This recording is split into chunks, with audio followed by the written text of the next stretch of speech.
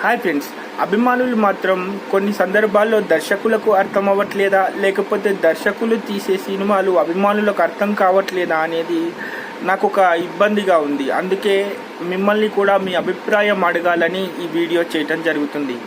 అయితే అసలు విషయం ఏంటంటే, కొన్ని చిత్రాలు మాత్రం అస్సలు ఆడవు. ఓపెన్గా థియేటర్లు ఫస్ట్ టైం రిలీజ్ అయినప్పుడు, అంటే మూవీస్ లైక్ నేనొక్కడినే, నేనొక్కడినే అండ్ అతిథి అండ్ ఆరెంజ్ లాంటి చిత్రాలు ఎబో యావరేజ్గా ఉండి అభిమానులకు ఎక్కువగా నచ్చని చిత్రాల కేటగిరీలో వెళ్ళిపోయాయి. కానీ ఇప్పుడు అతిథి సినిమా రిలీజ్ అయినా, లేకపోతే ఇప్పుడు నేనొక్కడినే సినిమాని రిలీజ్ చేసిన, ఇప్పుడు ఆరెంజ్ సినిమాని రిలీజ్ చేసిన అభిమానులు మాత్రం ఎగబడి బ్లాక్లో టికెట్లు కొనుక్కొని మరీ చూస్తూ ఉంటారు.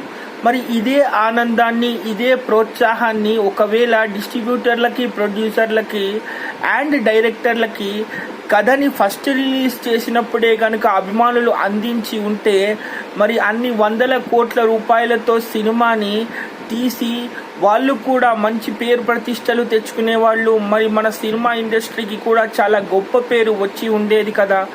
మరి సెకండ్ రిలీజ్ అయినప్పుడు మాత్రం ఎగబడి బ్లాక్ టికెట్లు కొనుక్కొని మరి చూసే సందర్భంలో, తొలిసారి సినిమా రిలీజ్ అయినప్పుడు ఎప్పుడు అభిమానులు వచ్చి చూస్తారా అనే సందర్భంలో మీరు అసలు సినిమాని పట్టించుకోకుండా, ఇప్పుడు మాత్రం నేనొక్కడినే సినిమా ఒక కల్ట్ సినిమా అని, అతిథి సినిమా అనేది అద్భుతమైన ప్రయోగం అని, ఆరెంజ్ సినిమా అనేది రామ్ చరణ్ కెరియర్లోనే బిగ్గెస్ట్ మూవీ అని అంటూ ఉంటారు.